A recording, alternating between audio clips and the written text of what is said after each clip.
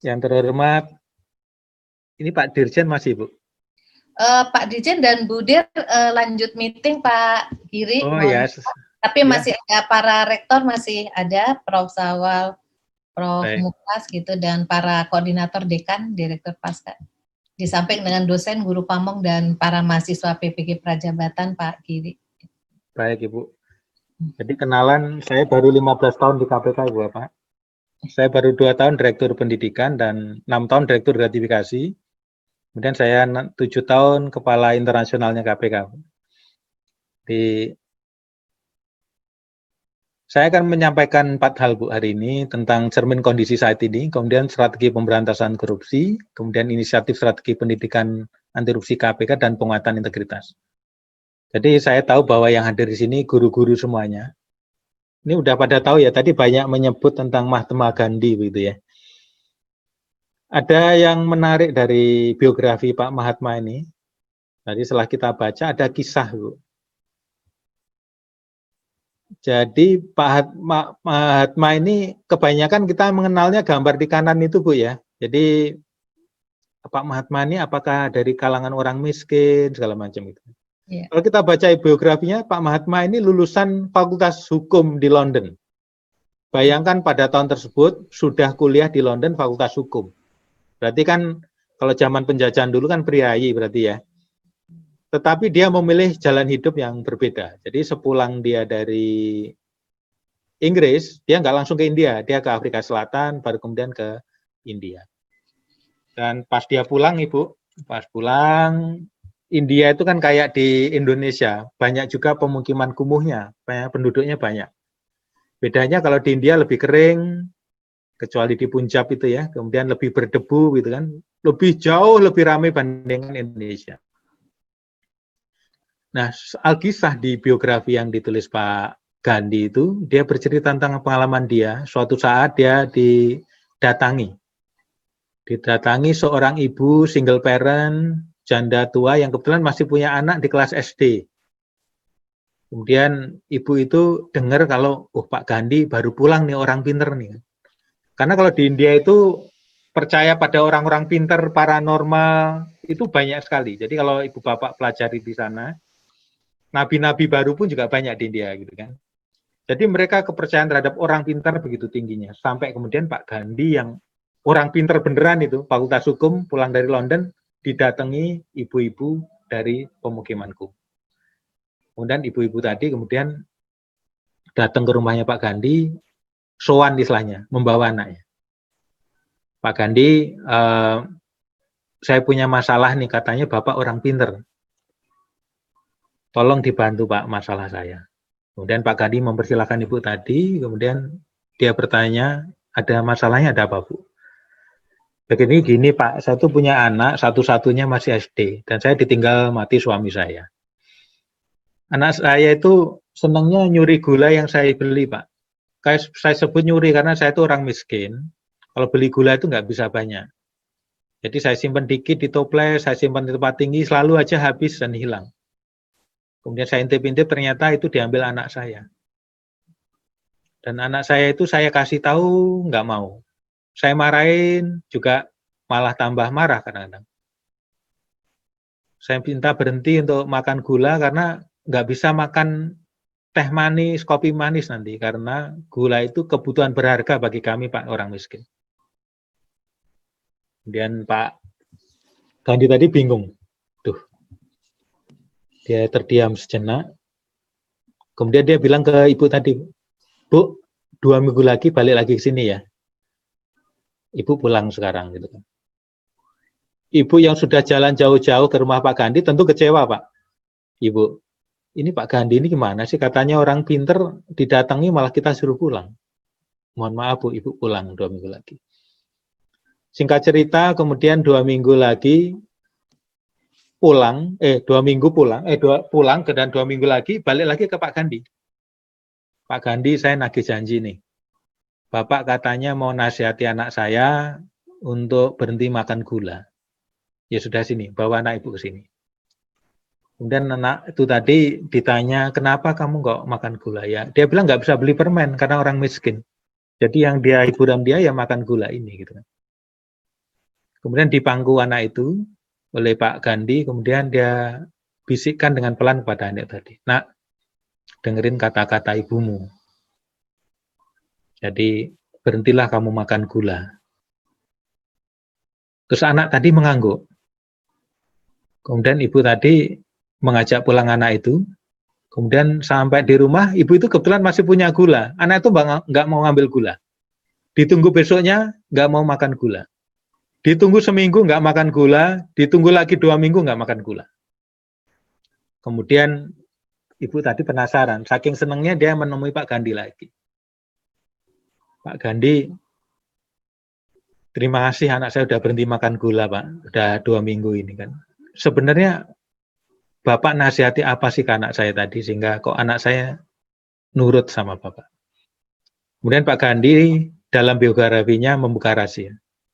"Ibu, ketika sebulan yang lalu Ibu datang kemari, saya suka makan gula kayak anak Ibu. Maka ketika Ibu minta nasihat untuk menasihati anak Ibu, saya nggak sanggup memberikan nasihat. Tapi saya kemudian butuh waktu 2 minggu untuk mengajari diri saya untuk berhenti makan gula. Sampai kemudian 2 minggu itu saya benar-benar berhenti makan gula.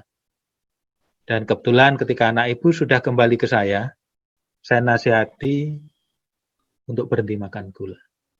Mungkin nasihat itu yang masuk karena saya sudah berhenti makan gula." Itulah pelajaran Ibu Bapak. Nanti ketika kita jadi guru, kata-kata kita itu yang berat. Kata-kata kita akan menjadi ringan kalau tidak kita sampaikan dengan hati. Kata-kata itu akan kosong kalau kita tidak melakukan juga, begitu. Pak Gandhi sudah mengajarkan kepada kita bahwa dengan berhentinya dia makan gula, kekuatan kata-kata itu merasuk pada anak itu tadi. Dan itu nggak mudah. Dalam bahasa agama namanya qaulan sadidan, kata-katanya berat. Dalam bahasa mungkin psikologi karismatis, kata-katanya berat. Ini kalimat yang sama, tapi kadang-kadang disampaikan oleh orang yang berbeda, kadang-kadang kok masuknya beda ya. Kalau yang ngomong Pak Nadiem, kok langsung masuk ya, karena kita ngelihat gojeknya yang luar biasa besar gitu kan. Tapi kalau yang ngomong teman saya, kalimatnya sama, kok aku woles saja gitu ya, cuek saja gitu kan. Jadi sebagai guru ke depan, kita harus membangun kekuatan kata-kata kita. Dan itu nggak mudah. Dan itu disampaikan Pak Dirjen tadi, nomor 1 adalah keteladanan. Ya, bersifat decisif. Dan kita produksi Mohon izin panitia. adalah produk yang nomor 31 tahun 1990. Mas, mohon izin, Mas Agung ya. Euforia reformasi.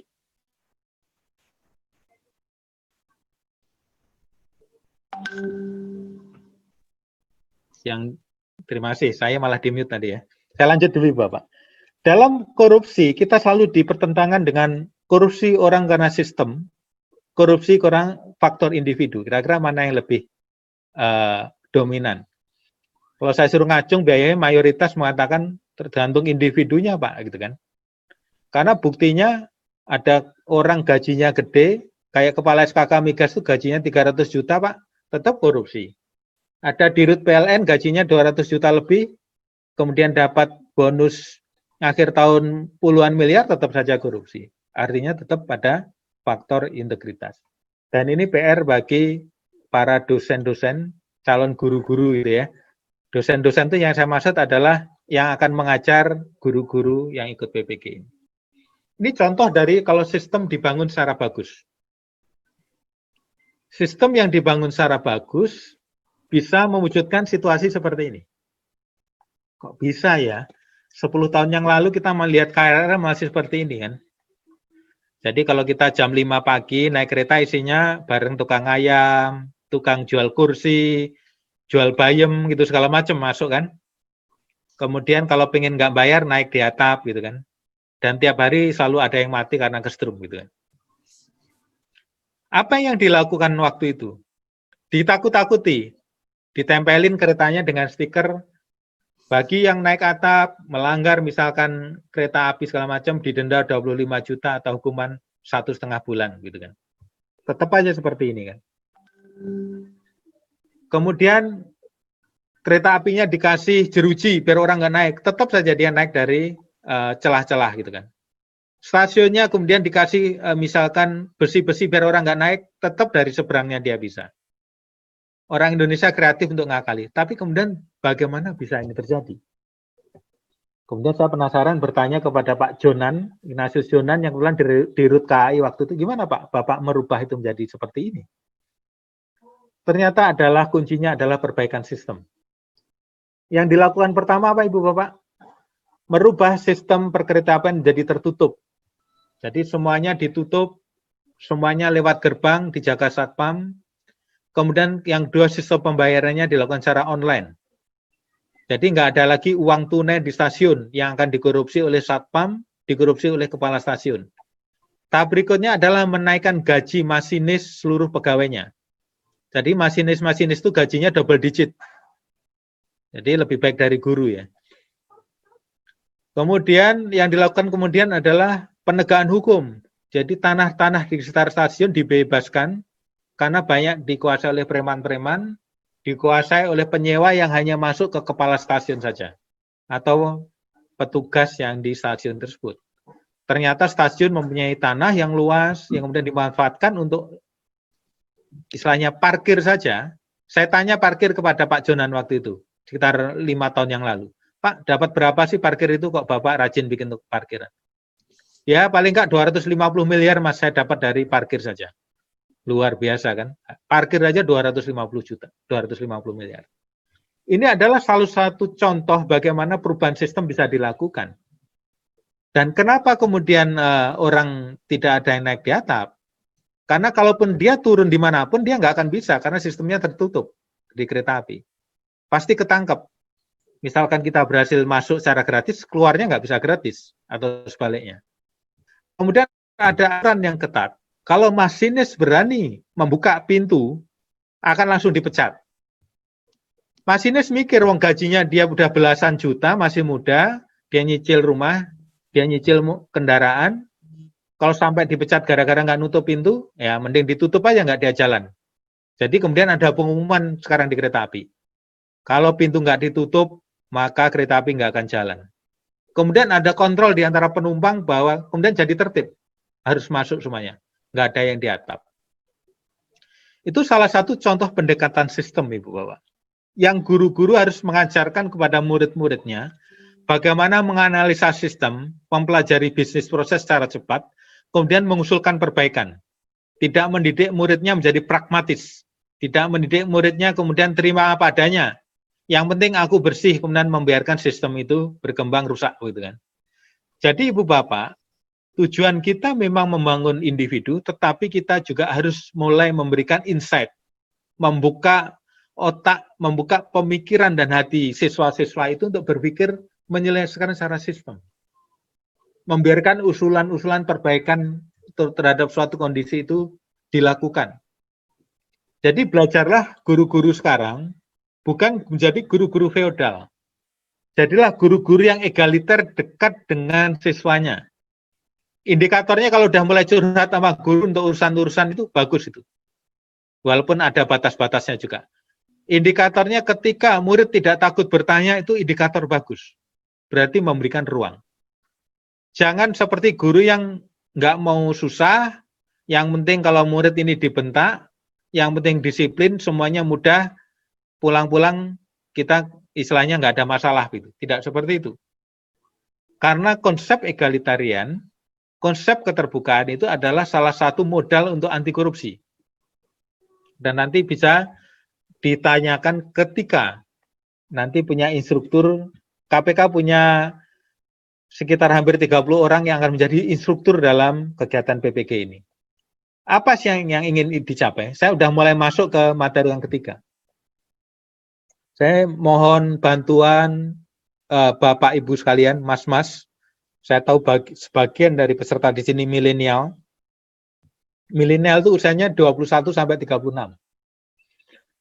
Yang pertama mohon bantuan agar siswanya dipahamkan. Jadi menciptakan situasi atau mengkondisikan agar peserta mengenal, mengetahui, mengerti, memaklumi perlunya nilai integritas dalam menjalani kehidupan. Tahap yang kedua, mohon bantuannya untuk mensadarkan dan meyakinkan.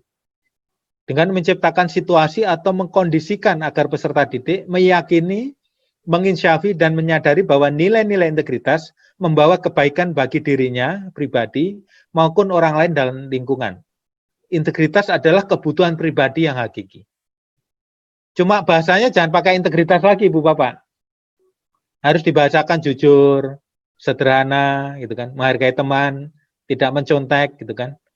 Kemudian berani menyampaikan kebenaran, disiplin, dan lain-lain. Yang nomor 3, mohon bantuan Ibu Bapak untuk membantu siswa untuk mengamalkannya. Menciptakan situasi atau kondisi agar peserta terbiasa menerapkan perilaku, baik sesuai dengan nilai-nilai integritas secara konsisten dimanapun, kapanpun, dan dalam situasi apapun. Jadi Ibu Bapak menilainya nanti faktor perilaku penting gitu tadi. Dan ini sejalan dengan konsep Dikbud yang sekarang yang menekankan kepada aspek-aspek soft kompetensi gitu kurang lebih ya. Kemudian yang keempat adalah deklarasikan, yaitu menciptakan situasi atau mengkondisikan agar peserta berani menyatakan dirinya sebagai orang yang konsisten berperilaku baik sesuai dengan nilai integritas, menjadi teladan dan aktif mengkampanyekan pentingnya integritas bagi individu, masyarakat, dan lingkungan. Jadi deklarasi itu sebenarnya nggak cukup kita baik diri sendiri, tapi orang lain harus tahu, mengajak orang lain. Jadi Bapak Ibu guru itu udah step keempat, posisinya udah mendeklarasikan, mengajak siswanya. Nah, siswanya didorong untuk mendeklarasikan. Contohnya seperti apa? Ngumpullah sama orang-orang baik gitu kan.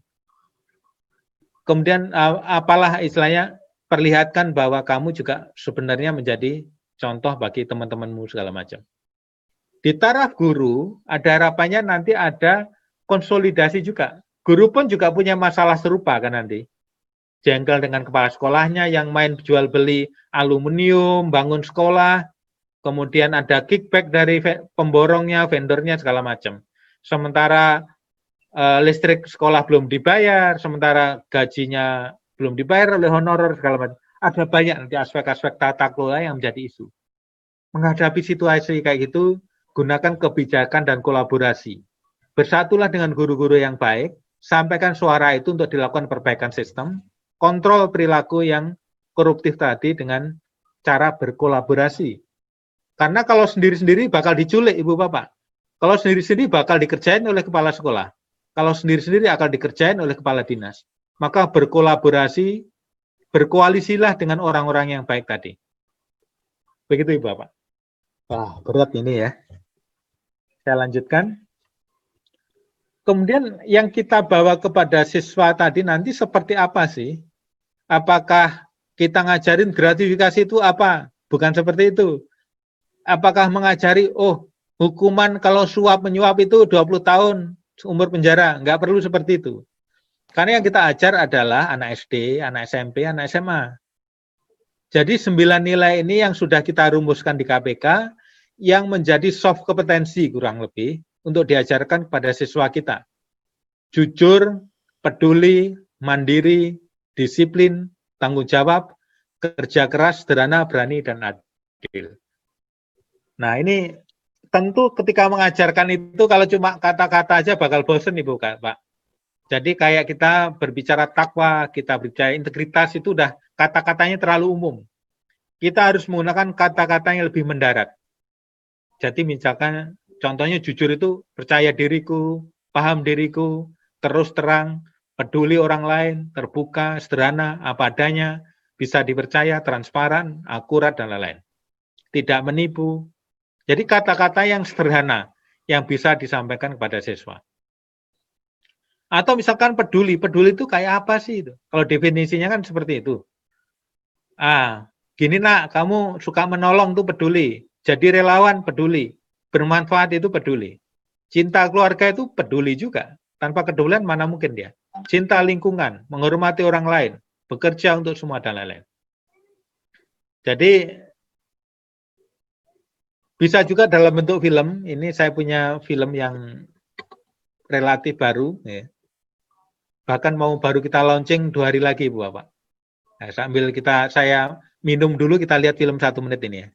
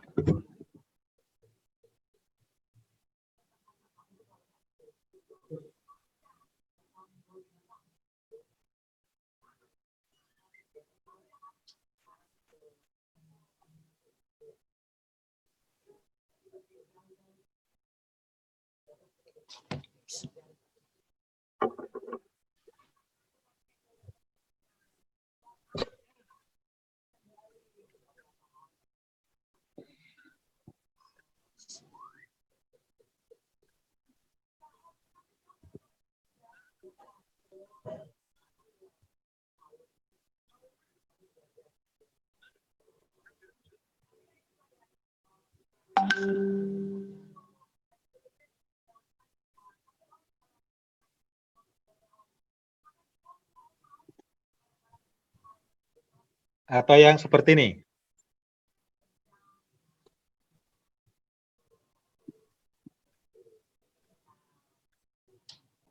Suaranya nggak kedengaran Pak Giri.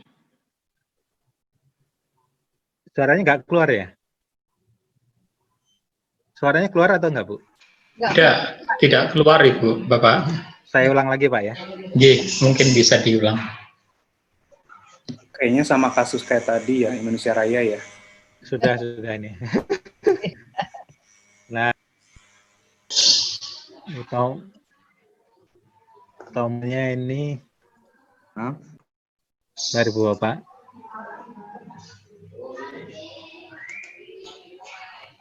Mohon maaf sebelum malah share berhenti, screen. Sudah keluar. Sudah keluar ya? Sudah sambung.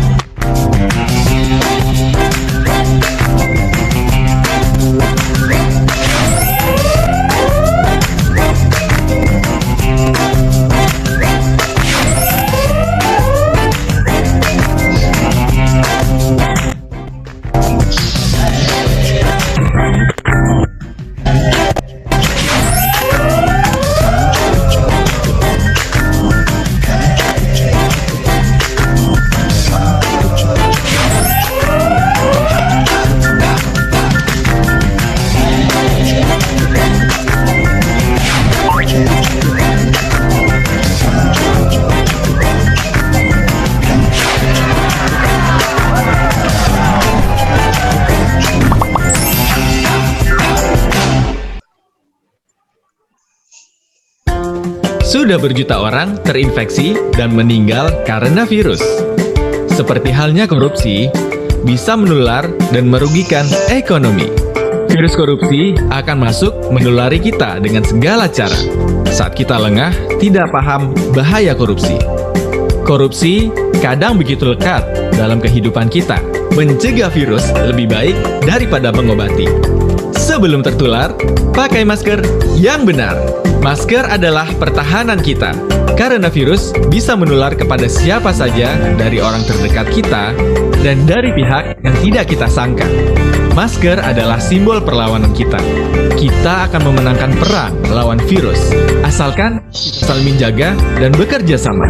Mari kita cegah virus korupsi dengan membentengi diri dan saling peduli, karena peduli itu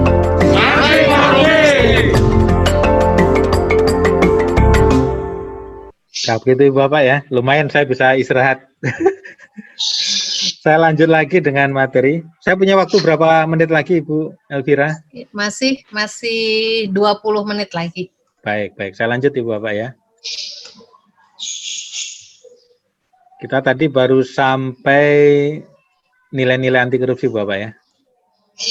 Itu salah satu contoh bagaimana kita melakukan pendekatan, Bapak. Nanti silahkan guru-guru mendownload di YouTube KPK. Jadi materi-materi itu ada di YouTube nanti. Yang kedua adalah harapannya nanti guru-guru juga melakukan pelajaran yang variatif. Jadi ngajarin jujur itu misalkan seperti ini. Ada buku yang dibikin oleh Thomas Stanley misalkan. Dia penulis banyak buku, dan buku yang terkenal itu adalah The Millionaire Mind. Izin hostnya bisa di-mute itu, ada yang peserta yang unmute.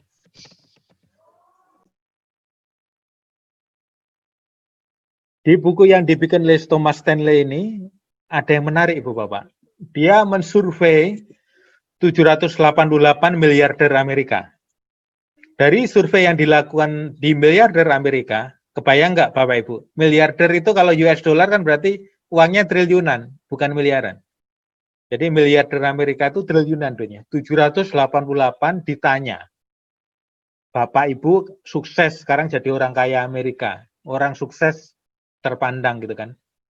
Kira-kira kalau dari 100 faktor yang mempengaruhi kesuksesan Bapak Ibu, kira-kira seperti apa? Apa yang menarik dari itu? Ternyata IQ, kecerdasan itu di urutan ke-21. Lulus dengan nilai terbaik itu di urutan 30.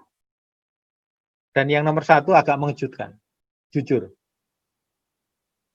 Being honest, dia bilang gitu kan. Millionaires rated integrity, being honest with all people, as the number 1 factor, gitu kan, out of 30 that explain the economic success.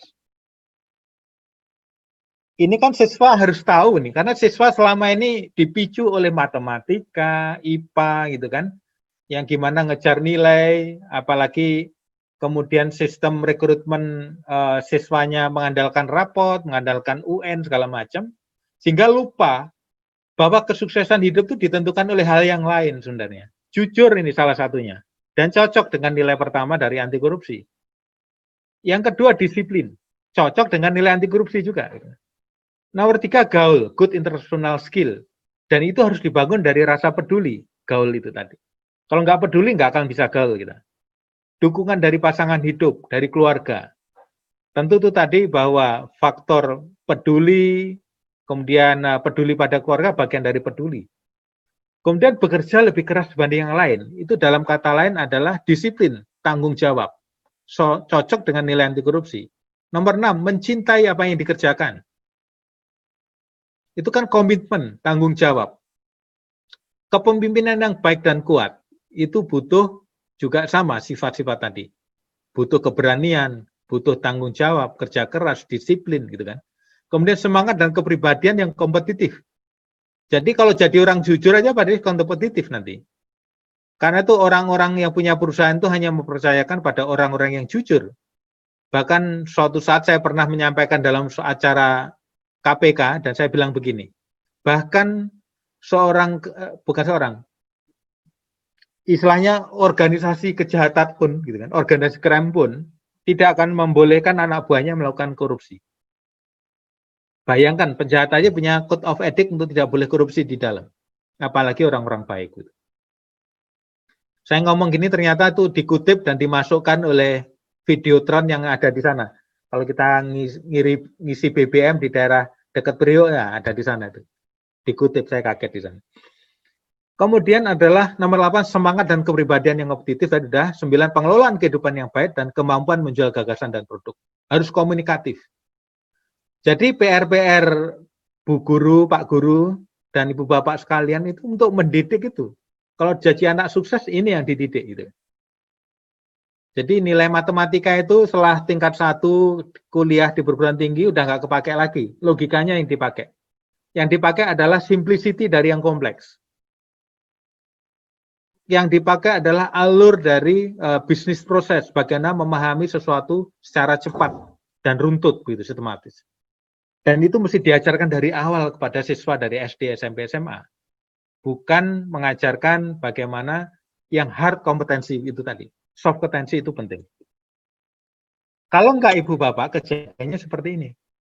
Masih muda, kemudian baru diangkat jadi pegawai pajak, nggak nyampe 2 tahun, kekayaannya udah 100 miliar lebih. Tahu Ibu Bapak?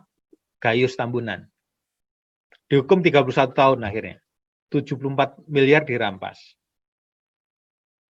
Jadi jangan melihat juga ngajarin kepada murid-murid, nak jangan lihat seseorang dari tampilan fisiknya. Kalau kita lihat tampilan fisik, koruptor itu penampilannya keren-keren, orang baik. Dan banyak pun juga terlihat soleh gitu kan.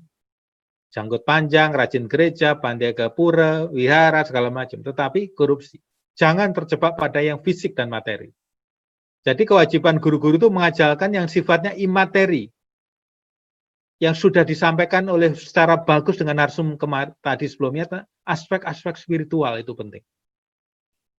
Ya walaupun memang guru itu butuh juga punya motor, syukur-syukur mobil, punya rumah, tapi lakukan secara apa istilahnya ya, cukup saja gitu kan. Karena agama kan mengajarkan ku sempurnakan agamamu dan ku cukupkan nikmatmu.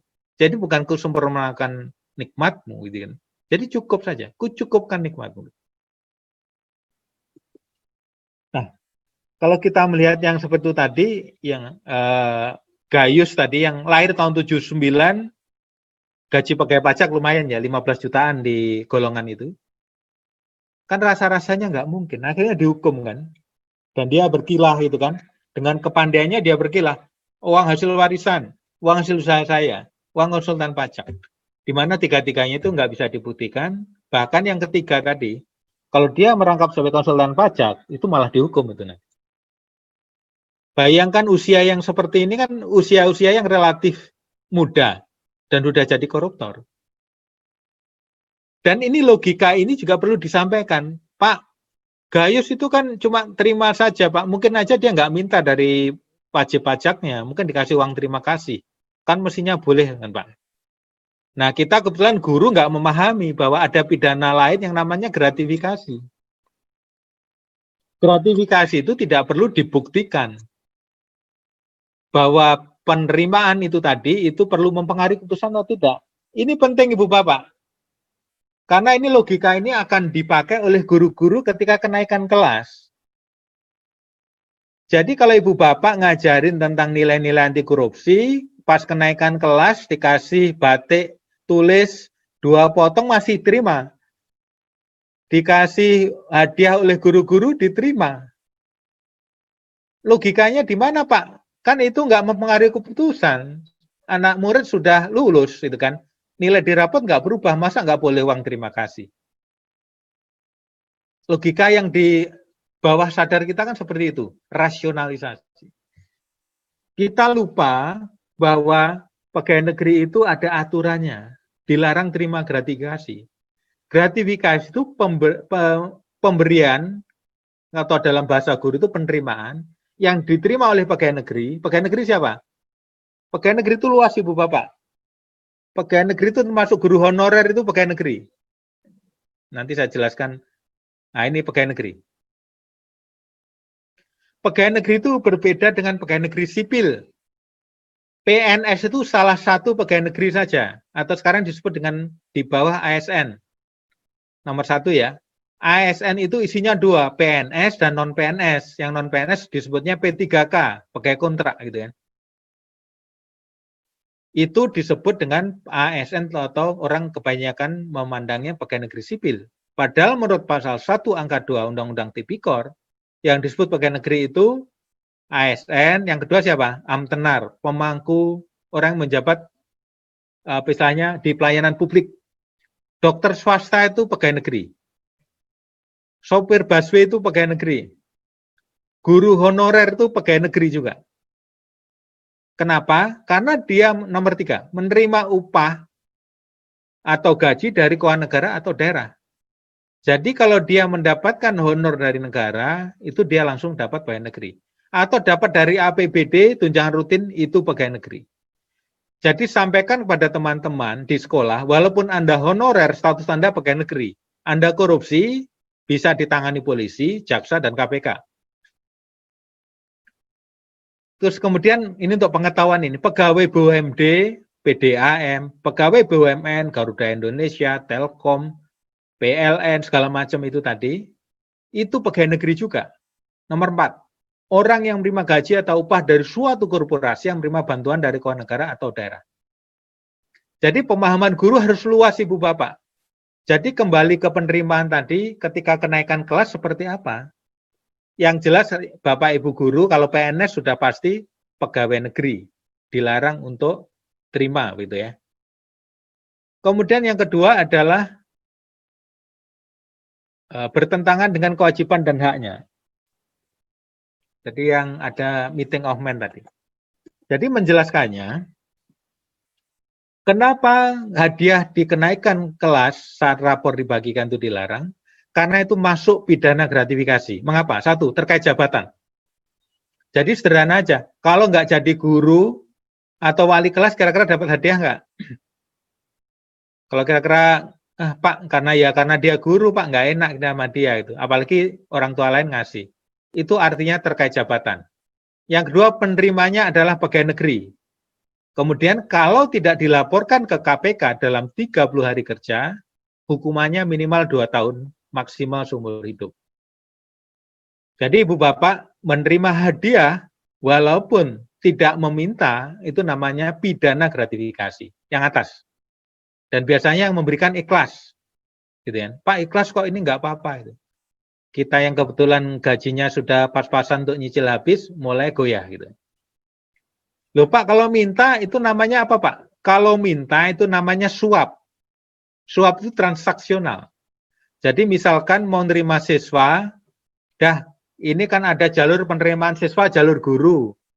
Kalau di guru, di kakaknya itu masuk kakaknya guru, diaku sebagai anak atau saudaranya, afirmatif bisa masuk sekolah tersebut gitu kan. Tapi Pak, kalau masuk kakak saya ya, wong Bapak masuk itu 25 juta, kalau masuk kakak saya 5 juta. Itu namanya suap transaksional, suka sama suka. Kalau ditangkap di OTT, dua-duanya masuk penjara. Tapi lain lagi ceritanya kalau misalkan begini, kepala sekolah tiba-tiba bilang ke vendor yang akan ganti atap sekolahnya dengan baja ringan misalkan. Mas, aku ada anggaran 200 juta untuk gaji atap.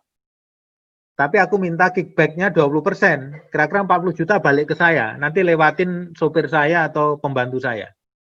Aduh Pak, saya takut sama polisi KPK Pak. Gitu kan. Ya sudah, kalau enggak saya serahkan oleh vendor yang lain. Nah kemudian vendor tadi pinter. Vendor tadi kemudian datang ke polisi, datang ke jaksa, datang ke KPK. Pak, saya diminta kepala sekolah Pak 40 juta, padahal nilai proyeknya 200 juta. Saya takutnya nanti bajanya jadi lebih tipis, ambruk, nimpa siswa, sekolah mati, disalahin kita nanti dunia akhirat gitu kan. Saya nggak mau Pak terima. Kalau penyidiknya itu paham tentang konsep pemerasan, maka dia akan bilang, ya sudah, kira-kira itu kapan diberikan? Pak mintanya 2 hari lagi Pak.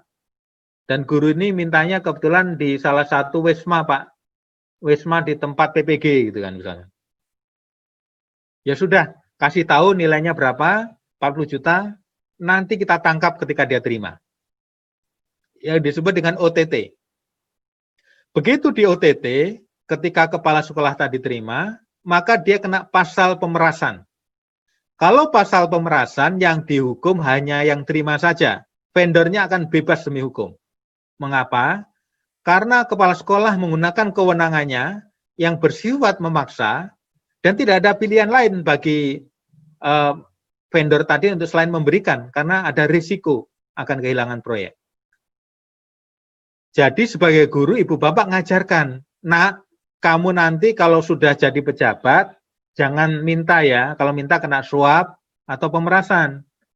Kamu nggak minta pun kalau diberi, misal karena terkait jabatan kamu kena pasal gratifikasi gitu kan. Kalau kamu misalkan nanti jadi pengusaha, kemudian diminta oleh pejabat atau bagian tender di Pemda, jangan mau lapor ke polisi jaksa KPK, biar dia ditangkap oleh mereka dan kamu bebas. Jadi nggak usah takut, karena ngelapor gara-gara pemahaman kita dipikirnya suap, dua-duanya masuk penjara. Padahal kalau pemerasan, hanya terima saja yang masuk penjara. Gitu Ibu Bapak ya, salah satu pemahaman kita tentang nilai anti korupsi. Tapi ini diajarkan secara soft, bukan bicara konteksnya pasal dengan pasal, gitu kan? Itu salah satu pengajaran integritas yang bisa kita ajarkan, karena memang ini mandat Ibu Bapak. Mandatnya apa sih? Menteri-menteri kita, ada Pak Muhajir yang sekarang sudah jadi Menko, dulu dari Dikbud, ada Meristek Dikti yang sudah digabung sekarang ya, ada Mendagri Pak Cahyo sekarang Menpan RB, kemudian Pak Menteri Agama waktu itu kebetulan naik haji, gitu kan, diwakili dirjennya, sudah membuat kesepakatan untuk membangun komitmen pendidikan karakter dan budaya anti korupsi. Ada 3 poin di sana. Dan dilanjutkan di eselon 1, di dirjen-dirjennya, untuk membuat kesepakatan. Nomor 1 itu penting. menyusun kebijakan yang mewajibkan pembelajaran yang memuat nilai-nilai pendidikan karakter dan budaya anti korupsi di kurikulum di setiap jenjang pendidikan selambat-lambatnya Juni 2019. Dan sekarang Ibu Bapak Rektor, Ibu Bapak Dikbud, dan para calon-calon pendidik, sudah ada 200 Pemda yang mewajibkan pendidikan anti korupsi, diinsersikan di mata pelajaran yang ada. Jadi selain di pendidikan tinggi, kewajiban insersi pendidikan anti korupsi di mata kuliah yang ada kewajiban di SD, SMP, SMA yang di bawah ranah kepala daerah, itu sudah 200 peraturan bupati, peraturan wali kota, peraturan gubernur yang mewajibkan pendidikan anti korupsi. Tahun ini udah 200. Dan kita kejar dalam 2 tahun ke depan, harapannya seluruh Pemda sudah mewajibkan pendidikan anti korupsi. Artinya apa? Ibu Bapak itu nanti akan mengajar anti korupsi. Jadi ini bukan kosmetik ini komitmen yang sudah disepakati oleh Pak Menteri, Dirjen, di level direktur, di level kita semuanya. Jadi kita harus mulai memperkaya cara mengajar kita dalam modul integritas yang akan diajarkan nanti oleh rekan-rekan saya, Pak. Dan saya terima kasih ini kepada Dikbud yang secara memberikan kesempatan. Jadi kita itu proyek candi, Bu Bapak ini. Dalam rentang waktu 2 bulan ini menyusun modul untuk pembelajaran, dan dalam rentang 2 minggu ini saya harus menyiapkan 30 pengajar yang mengajar secara paralel di 25 LPTK, di tempat perguruan tinggi Ibu Bapak sekalian di sini. Tentu ini akan menjadi PR dan tantangan yang luar biasa, tetapi kita harus menumbuhkan optimisme. Jadi nanti pengajarannya Ibu Bapak selain dengan materi-materi yang tadi bisa diperkaya oleh materi-materi yang lain. Jadi misalkan materi tentang keteladanan gitu kan. Tadi kan Pak Dirjen banyak mengajarkan tentang keteladanan. Ada materi keteladanan, kalau mau materi orang yang sudah meninggal juga banyak Ibu Bapak. Jadi misalkan pakai kisah-kisah, ada pahlawan-pahlawan, ada kisah, ada contoh-contohnya misalkan di sini. Tapi juga bisa melalui orang-orang yang masih hidup gitu kan. Karena pada dasarnya soft kompetensi itu mengajarkan soft kompetensi. Mengajar siswa memimpin dalam kesendirian atau personal leadership. Jadi contoh keteladanan ada misalkan tadi Mahatma Gandhi, atau cari gambar-gambar di Google. Wah ini kayaknya jadi teladan gitu kan. Bu Risma gitu kan. Kamu kalau mimpin tuh kayak gini, harus turun langsung gitu kan. Jangan pencitraan gitu kan. Kalau pencitraan capek kamu gitu kan. Jadi orang apa adanya, genuine gitu kan. Kalau kita hanya pencitraan ya capek Ibu Bapak. Kalau orang Surabaya pasti tahu Bu Risma itu kenapa dicintai. Karena memang dia turun langsung gitu. Kalau perlu makan nasi bok dengan orang-orang di bawah, turun segala macam. Dan ini harus diajarkan. Dan guru itu harus bisa seperti ini. Murid itu akan terinspirasi dengan apa yang dilakukan guru. Karena Bapak Ibu semuanya kan pernah jadi murid. Guru yang dikenang oleh kita itu paling cuma 1-2 orang saja. Dan kita kenang karena sesuatu yang unik. Dan kebanyakan dari apa yang melekat pada guru tadi. Oh Pak Guru perhatian. Oh Pak Guru ini kok yang ngerti ya, saya susah, saya sakit ditelepon segala macam. Pak Guru ini kok ngerti ya, misalkan tidak membebani murid ketika dikala kesusahan segala macam. Harus menumbuhkan inspirasi. Atau kita cari cerita lain, misalkan di Google juga banyak. Bagaimana pejabat Pak Menteri Sudirman Said misalkan kan, dikasih hadiah 6 miliar lebih dalam bentuk cincin, jam segala macam, dibalikin. Gitu kan. Kemudian begitu dia balik, terus saya tanya, saya kumpulkan tuh orang-orang hebat tuh saya tanya. Menurut saya sih gini, kita ini sebetulnya yang terjadi defisit hal yang standar. Jadi misalnya, kenapa seorang jujur dikasih penghargaan? Padahal orang jujur itu kan syarat minimal untuk kerja benar gitu ya. Tapi kemudian ada penghargaan integritas itu. Kerja begini kan sebenarnya standar-standar aja, tapi karena kita begitu defisitnya, sehingga orang melakukan langkah-langkah yang standar dianggap sebagai sesuatu yang berprestasi. Nah ini yang mesti kita tingkatkan lagi, bahwa iya, kalau Anda mau jadi pejabat publik ya memang harus menjadi pendorong, tidak bisa bekerja biasa-biasa saja gitu. Saya kira Mas Jonan, Mas Ganjar sudah ambil contoh itu. Ibu bapak yang jadi moderator itu bukan saya itu ya, bukan mirip saya. Jadi ini ada yang menarik karena saya tanyakan, kenapa bapak lakukan? Bahkan beliau ini setelah ini kan melaporkan papa minta saham, masih ingat ibu bapak? Kasus Freeport, divestasi saham, yang kong kali kong antara ketua DPR yang sudah ditangkap KPK untuk istilahnya bagi-bagi jatah saham itu, dan mengambil risiko bahkan kehilangan jabatan menterinya. Ini luar biasa. Pak Jonan waktu itu Menteri Perhubungan juga. Waktu itu Menteri Perhubungan, dan kebetulan kena kelas akselerasi juga, kemudian jadi Menteri SDM segala macam. Nah itu contoh-contoh pelajaran yang mungkin harus mampu dan mengambil intisari, Bu Bapak. Jadi jangan diajari mereka, ini orang politik segala macam. Diambil intisari. Ambil yang baik dari orang-orang walaupun dari tempat yang berbeda sikap sekalipun, gitu kan. Kalau enggak nanti Ibu Bapak, koruptor-koruptor ini sebenarnya orang yang telat memahami dirinya. Orang yang tidak selesai dengan dirinya dalam bahasa spiritual. Terjebak kepada kesenangan itu, ngumpulin mobil, Ferrari, Lamborghini gitu kan, disita oleh KPK akhirnya. Atau menipu publik gitu kan. Naik kereta ekonomi padahal nggak pernah nyampe gitu kan. Bicara akan memberantas korupsi sektor migas malah terima suap segala macam. Atau jadi ketua Mahkamah Konstitusi yang menjadi penegak hukum justru terima suap. Nggak nyampe 3 bulan. Ini orang-orang yang nggak selesai dengan dirinya. Jadi ngajarin siswa untuk selesai dengan dirinya nggak mudah. Karena kalau kita sudah tua mungkin orang kan maklum, iya Bapak udah ngerasain punya mobil, punya rumah. Kita Pak, motor aja belum punya itu. Nah, teknik pengajarannya untuk selesai dengan dirinya beda tentu. Nah, gini dah. Kamu tuh tak hargai bukan karena kamu itu orang kaya itu kan. Jadi ada bagus sekolah misalkan nggak boleh lah misalkan jor-joran ulang tahun di sekolah gitu kan. Itu salah satu bentuk untuk mengajari imaterial, jangan menghargai orang karena materi, nanti jor-joran. Atau misalkan ada proses-proses untuk mengajari seorang apa adanya, genuine. Diajarin tentang cukup, hidup cukup gitu kan. Dengan beberapa teori-teori di sana. Diajarin berani itu kan, kayak novel itu kan berani sekali Pak. Berkali-kali, lebih dari 5 kali ditabrak, disiram air keras, diteror, segala macam. Tapi dalam memberantas korupsi dia tegar gitu kan. Bahkan dia dikutip oleh Tempo 15 April 2017 bilang, berani tidak mengurangi umur, takut juga tidak akan menambah umur. Jadi kita tidak boleh menyerah. Jangan memilih takut karena Anda akan menjadi orang yang tidak berguna. Jadi nilai berani itu dikejawantahkan dengan contoh-contoh dengan sikap-sikap yang realitas. Tadi universe sudah diajarkan oleh pembicara sebelumnya, karena siswa harus diajarkan ada bumi lain, ada jagat raya yang jauh lebih besar dibanding dirinya. Jadi jangan sombong karenanya.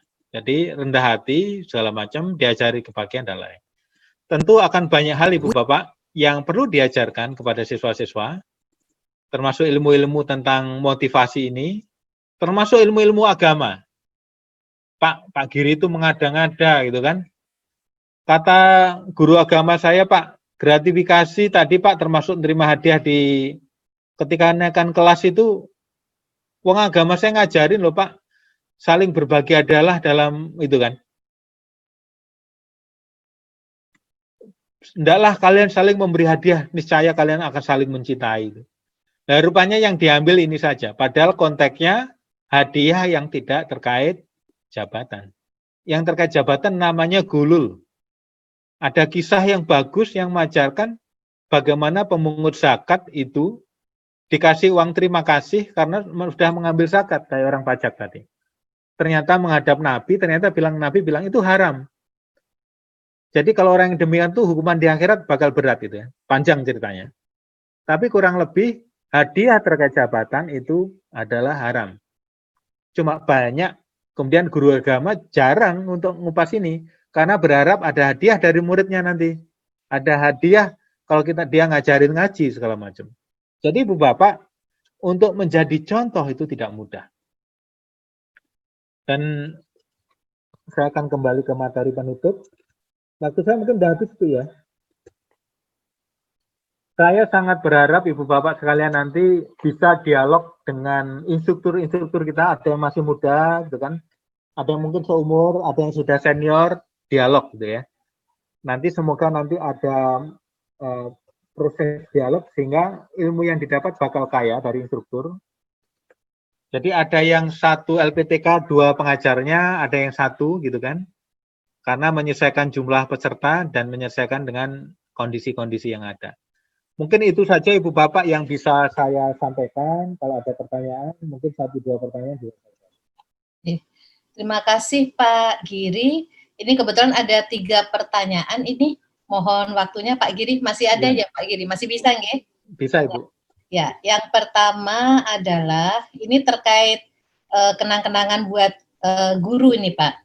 Jadi ditanyakan, Pak, kalau setelah kenaikan kelas, Bapak Ibu orang tua wali muridnya itu iuran untuk memberi hadiah kenang-kenangan pada guru tuh masuk gratifikasi atau tidak gitu. Mungkin tadi terkait dengan kenang-kenangan kelas, tapi ini dilakukannya setelah ini Pak Giri gitu ya. Iuran. Kemudian yang kedua, karena kondisi COVID terkait pembelajaran daring ini, kira-kira menanamkan kejujuran tidak ya Pak? Karena gurunya tidak tahu yang mengerjakan tugas itu siswa atau orang tuanya gitu. Jadi bagaimana nih untuk menanamkan kejujuran dalam kondisi pandemi COVID di proses pembelajaran yang daring. Nah, satu lagi yang ini agak berat Pak pertanyaannya. Bagaimana cara integritas individu mendobrak sistem yang korup, terutama praktek-praktek haram dalam dunia pendidikan khususnya di sekolah? Itu 3 pertanyaannya Pak Giri, mudah-mudahan bisa dirangkum sebagai pamungkas dari presentasi Pak Giri. Silakan Pak Giri. Baik Bu. Pertanyaan pertama ini ya. Saya 6 tahun direktur habilitasi. Saya mau bercerita kisah pembunuh yang diperokok di Klaten. Dia setiap ngawinin orang, dia akan ke rumah itu dikasih amplop. Suaranya jauh Pak Giri. Suaranya jauh Bu ya? Iya. Sekarang udah besar Bu? Oh ya, sekarang udah clear Pak. Ya. Jadi saya mau bercerita, saya 6 tahun direktur gratifikasi, jadi definisi-definisi paham saya. Aturannya seperti apa? Jawaban yang pertama, apakah hadiah yang diberikan wali kelas oleh murid atau wali murid atau orang tua murid kepada guru itu dilarang masuk pidana gratifikasi atau tidak? Jawabannya iya, itu gratifikasi. Apakah bisa dipidana? Bisa. Apakah akan dipidana? Tergantung nilainya. Tergantung berapa sering. Loh Pak, kok kan nggak mempengaruhi keputusan? Memang gratifikasi tidak perlu mempengaruhi keputusan. Kalau mempengaruhi keputusan namanya pidana suap. Kalau tidak perlu mempengaruhi keputusan, pidana gratifikasi.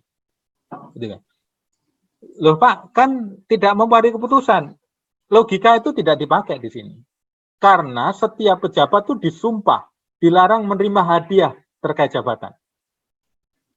Jadi pertama udah melanggar sumpah kita, yang kedua melanggar pasal gratifikasi. Coba bayangkan nanti Anda ini guru muda, kemudian sudah mulai masuk ke sekolah, ada guru, ada orang tua ngasih kenang-kenangan. Dan Anda katakan, mohon maaf nggak bisa saya terima, karena ini dilarang, gratifikasi. Kalau saya terima, Bapak Ibu jerumusin saya, walaupun saya suka dengan hadiah ini. Jadi Bapak mau jerumusin saya nggak? Di luar negeri Bu Bapak, kalau Anda ngasih misalkan uang terima kasih habis ngurus proses surat, Anda akan dimarahi oleh petugas tadi. Anda ini ngerjain saya, Anda menjerumuskan saya. Walaupun Anda gara-gara pecel, bumbu pecel ini tidak akan mempengaruhi keputusan saya, tapi saya disumpah belalang untuk terima ini. Dan undang-undang dan agama melarang. Kalau mau sebenarnya agama itu clear itu. Kisah Ibnu Lutfiyah itu hadis sahih itu kan.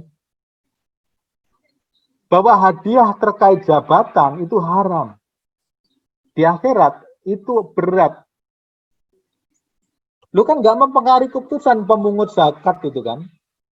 Petugas pajak ngasih pajak karena dilayani terima kasih senang dikasih. Jadi orang ngasih itu bukan karena semata-mata karena beban, tetapi wah karena senang gitu. Oh keren banget nih orang kelurahan tak kasih. Gitu. Kalau bicara pidana, formal itu gratifikasi. Masalahnya Pak, itu kok nggak ditangkap Pak? Ya, Kalau nunggu KPK kan KPK nggak ngurusin yang kecil-kecil gitu, kita harus basis kan. Tapi kalau polisi jaksa masuk, bisa masuk. Apalagi dilakukan sebelum, namanya suap. Apalagi dilakukan memaksa dengan risiko hanya iming-iming untuk melakukan sesuatu, pemberasan. Gitu. Berarti Ibu Bapak ya, karena apa istilahnya, karena hiburannya guru itu biasanya pas nulis rapot, pas capek, habis ngecek ujian, ngasih nilai, masukin ke siswa. Nah pas saya itu penuh tantangan kalau menjelang kenaikan kelas bagi rapot, gitu kan. Tapi begitu pulang penuh tentengan, gitu kan. Ada yang ngasih batik, ada yang ngurus ngasih segala macam. Dia lupa, itu akhirat itu urusannya.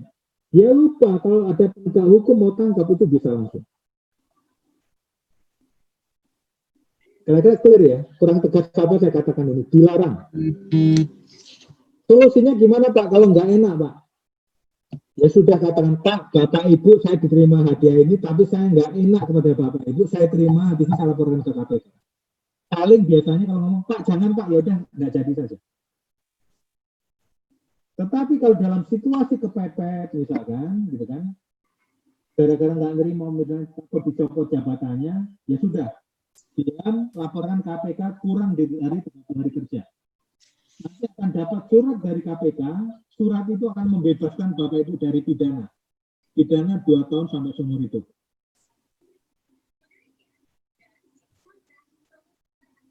Loh Pak, kok kayak gitu? Ya undang-undangnya kayak gitu Ibu Bapak. Saya kan nggak ikut bikin undang-undang. Itu makanan rakyat dan pemerintah yang diwakili oleh DPR. Nah, yang penting kan nggak ketahuan ya. Kalau nggak ketahuan urusannya integritas nanti, urusannya akhirat saja gitu kan. Kalau memang penegak hukum nggak bisa. Oke, yang pertama panjang lebar ya. Clear, tidak boleh. Jadi antara sebelum, dalam proses atau sesudah semuanya nggak boleh. Kalau sebelum bisa jadi suap pemerasan, diproses jadi suap pemerasan, sesudah bisa jadi gratifikasi. Pertanyaan yang kedua tentang COVID. Peserta yang nggak disiplin, misalkan segala macam. Ini biar bagi kita semua Ibu Bapak. Jadi bijak-bijaklah. Kalau kita nggak dapat kejujuran siswa, dapatlah kepedulian siswa. Jadi misalkan gini, contohnya apa peduli itu? Kan siswa kita tuh ada yang miskin Ibu Bapak. Beli pulsa belum tentu bisa, walaupun sekarang bisa ada tunjangan pulsa segala macam. Jadi bikin kebijakan yang kira-kira tidak membebani juga. Karena dalam teori yang dilakukan oleh Donald Trump tentang fraud triangle, orang melakukan korupsi itu karena rasionalisasi. Salah satu rasionalisasi adalah, Pak, saya itu pakai pulsa sendiri Pak, kalau Zoom kayak itu Pak, dan saya nggak dapat dari sekolah atau dari pemerintah. Ya gara-gara kayak gini Pak, saya habis 200-300 ribu sebulan Pak. Akhirnya saya ngambil dari jual beli LKS Pak. Saya ngambil dari uang snack yang mestinya 5, ada lemper, ada risoles, saya ambil risolesnya Pak, gitu kan, 200.000. Itu rasionalisasi. Jangan sampai terjadi. Jadi apa yang dikeluarkan oleh kantor harus bisa dibiayai kantor. Makanya kita kemarin teriak-teriak begitu. Putus-putus Pak Giri suaranya. Putus-putus ya. Udah. Kalau gini gimana Bu? Hilang Pak. Hilang. Hilang. Pak. Oh ya. Kalau begini? Ya, monggo Pak. Oke. Pakai baterai Bu. Jadi kalau situasi COVID ini kita punya ukurannya juga itu Bapak. Tetapi ini, ada kebijakan, ada diskresi, ada melekat pada Bapak Ibu. Pak Giri mohon maaf hilang-hilang lagi, putus-putus. Atau media didekatkan kali Pak. Kalau kayak gini dengar nggak Bu? Nah, sekarang clear Pak. Oke. Kita pakai baterai Bu, mungkin baterainya habis. Ya, siap. Jadi Pak. kembali kepada COVID itu tadi, kalau kita sulit mendapatkan nilai integritas siswa karena memang di belakang layar kita nggak tahu seperti apa, ya gini, kadang-kadang value itu tergantung bagaimana kita membatasinya. Pak, kalau saya itu disiplin itu kalau 100% ada di layar, Pak, gitu kan. Ya benar disiplin, tapi kan definisi. Kalau saya definisi, Pak, yang penting ikut, di layar nggak ada, tugas dia kerjakan, kalau saya tanya ada, bisa juga seperti itu. Pak, kalau yang penting, Pak, nggak muncul pun nggak apa-apa, yang penting dia belajar, tugas ngumpul. Itu semuanya kan definisi. Mendefinisikan apa yang kita sebut dengan disiplin. Dan itu ranah kebijakan dan diskresi yang Bapak Ibu terapkan. Kalau nggak dapat nilai kejujurannya, nilai pedulinya yang dikejar gitu. Clear Ibu Bapak ya? Jadi jangan dipukul rata, karena nilai disiplin itu juga berkaitan dengan nilai keadilan. Pak, nggak adil Pak, gitu kan. Orang kaya nggak masalah punya wifi Pak. Saya untuk dapat sinyal aja, saya harus naik ke pohon atau naik ke bukit Pak, gitu kan. Atau saya harus jalan kaki 25 menit biar dapat sinyal. Sementara harus disamakan dengan yang punya wifi di kota segala macam. Itu salah satu kebijakan, nilai adil yang dipertaruhkan, diinterlink dengan nilai disiplin dan lain-lain. Jadi mungkin nggak bisa disamaratakan Ibu Bapak. Dan yang terakhir, pertanyaannya sulit itu tadi ya.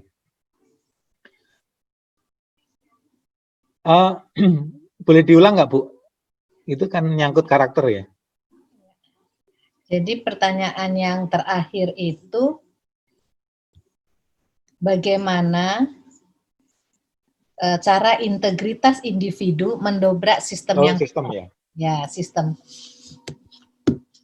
Kuncinya yang di slide ini tadi, Pak. Saya share screen ya. Ada di nanti ada di modul tentang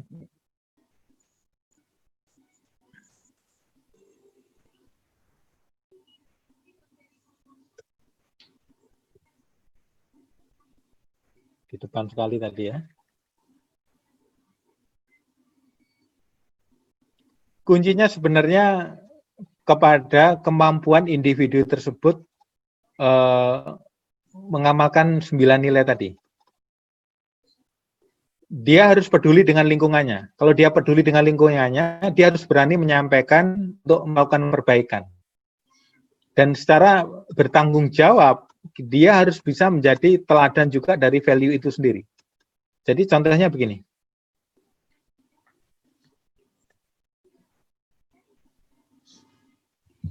Ini kan integritas Ibu Bapak. Ketika kita sudah menghadapi siswa, mengajarkan siswa pada tahap pada amalkan, gitu kan, maka otomatis dia akan melakukan tahapan-tahapan untuk mendeklarasi, berkolaborasi, advokasi, dan lain-lain. Dan ketika dia sudah pada tahap itu, maka dia sudah tidak berpikir akan dirinya sendiri. Karena merubah sistem itu membutuhkan soft kompetensi, dia berpikir sebagai pejuang. Jadi bedanya pegawai biasa, bedanya siswa biasa dengan siswa yang unggul adalah pegawai biasa itu hanya bekerja untuk dirinya. Tetapi pegawai pejuang itu dia berpikir untuk pegawai lainnya. Kalau perlu dia melakukan perubahan sistem, mengkontrol atau melakukan istilahnya perbaikan-perbaikan saran yang bahkan berisiko untuk dirinya demi kebaikan orang lain. Syukur-syukur dia kebagian gitu kan. Itu kan konsep kepahlawanan. Jadi kalau dia bisa istilahnya tidak egois dengan dirinya tapi mementingkan orang lain, itu berarti kita sudah mulai menginstal anak tersebut untuk bisa merubah sistem. Nah, sekarang tergantung di posisi apa dia akan diletakkan nanti gitu kan. Kalau anak SD suruh merubah sistem sekolah ya agak berat. Masa anak SD harus demo rame-rame kan enggak? Tapi anak SD bisa merubah misalkan nih nggak perlulah kita ospek misalkan neriakin teman kita dengan seakan-akan membuli. Kenapa kita tidak ajarin dengan kegiatan yang positif? Dia sudah berpikir sistem Pak. Dia tahu akan dibully teman-temannya. Loh kapan lagi kita bisa membuli balik gitu kan? Kemarin kita dibully tahun lalu, saatnya kita membalas ke adik kita gitu kan. Ada anak siswa tiba-tiba bisa berbeda pendapat dengan temannya. Kita harus lakukan secara berbeda. Itu sistem. Kalau kemudian dia besar, kemudian di tempat kerja, masuk di ruang kementerian, kemudian dia korupsi segala macam, dia harus berani itu tadi. Karena nilai kalau kita lihat ya, kalau kita lihat kamus integritas, kompetensi integritas, nilai terendah itu Pak, itu dia orang berintegritas kalau dia taat sesuai aturan. Di tahap berikutnya, dia berani mengingatkan orang lain. Di tahap berikutnya, dia melakukan pengorbanan untuk dirinya untuk melakukan perubahan demi tegaknya integritas. Di level yang terlebih tinggi, dia membuat sistem. Ini aku tak rubah SOP-nya, tak rubah sistemnya biar tidak terulang ini kemudian. Di level yang tertinggi adalah mengkonsolidasikan sumber daya dan mitra kerja. Bagaimana aku ajak sekolah lain, PGRI, asosiasi guru untuk mikirin ini. Kepala sekolah kita sibuk ngurusin semen sama bajaringan ini, nggak mikirin gimana kurikulum dan mikirin guru-guru. Sistem pengajaran, kita harus lakukan sesuatu. Kita usulkan ke dinas ini. Dinas harus memberikan dong solusi ini. Nggak ada yang ngurusin administrasi di sekolah, sehingga kepala sekolah pun ngurus sendiri, akhirnya mulai main stroke, bukan stroke jantung ya, tapi mainin kwitansi sehingga dia korupsi. Itu butuh istilahnya level 5 Ibu Bapak. Nah sekarang level 1 kita berintegritas diri sendiri.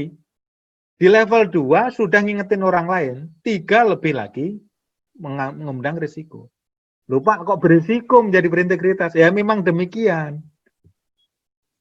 Kan kita manusia ini diciptakan di sini bukan untuk sekarang kan kita diajarkan seperti itu kan. Ngapain kita diciptakan di sini untuk tidak melakukan sesuatu yang lebih baik terhadap lingkungan kita? Itu prinsip dari khalifah gitu. Prinsip-prinsip legasi di agama lain. Prinsip-prinsip bakal mengenal karma bagi negara agama lain dan lain. Nah, mungkin itu yang mungkin kita perlu ajarkan kepada siswa. Cuma saya susah nih, Pak. Sekarang kan saya ngajarin Bapak Ibu untuk mengajar. Jadi variasi itu bakal banyak. Itu hanya contoh saja itu kan. Tapi prinsip anti korupsi itu dibangun dari bahasa-bahasa sederhana. Dan prinsip-prinsip ketegasan terhadap diri sendiri kepada orang lain. Nggak boleh lunak, Pak. Indonesia itu salah satu kelemahannya mengapa korupsi masih banyak, lunak kita. Beda dengan negara lain, no is no itu kan. Aturan-aturan Indonesia dinego. Pak, sudahlah nggak apa-apa lah Pak, itu kan dia kan kasihan Pak terima hadiah walaupun total itu 5 juta juga Pak, kan itu sudah umum Pak terima hadiah di rapotan. Lunak kita kan. Aturan sudah jelas, kalau DKI itu udah pasti dipecat gitu. Kalau tinggal sedikit dipecat. Tetapi di banyak daerah jangan Pak, nanti guru itu stabilitas tuh. Ternyata bupatinya untuk ngangkat kepala sekolah 50 juta harganya gitu kan. Kepala sekolah mikir balikin 50 juta dari mana? Bajaringan semen. Dari penerimaan siswa baru. Dari membiarkan guru-guru nyari duit dari orang tua siswa dan siswa. Jadi Bapak Ibu kita mulai, karena nggak mudah memang. KPK yang cukup perkasa pun juga akhirnya tumbang juga menjelang 2 tahun terakhir ini untuk bisa bertahan segala macam. Tapi ini perjuangan kita semuanya. Jadi harapannya guru-guru di belahan manapun, para rektor, Bapak Ibu segala macam, mari kita gerakan kultural dan budaya ini kita lakukan, dan setidaknya dari kelas kita. Mohon maaf, banyak sekali yang saya sampaikan, tadi saya udah nggak bisa lagi, udah kayak Mahatma Gandhi ini, banyak hal juga belum saya kerjakan juga, begitu kan. Jadi kalau ada yang masuk, berarti udah saya kerjakan itu. Kalau ada yang nggak masuk, berarti belum saya kerjakan. Saya akan berhenti sampai sini. Selamat berjuang Ibu Bapak. Saya titip instruktur saya, tidak sempurna, tetapi akan jadi teman Anda nanti sepanjang hidup. Jangan lupa minta kontaknya. Syukur-syukur jadi jodoh kemudian. Tak jodoh jadi mempelai atau jodoh nanti menjadi teman hidup yang bisa mengawal integritas kita sampai akhir. Saya titip nanti yang komandannya Mas Rama Handoko yang di sini nanti akan membantu Bapak Ibu. Terima kasih, mohon maaf, dan selamat berjuang menjadi pahlawan bukan untuk diri kita sendiri. Terima kasih. Wassalamualaikum warahmatullahi wabarakatuh.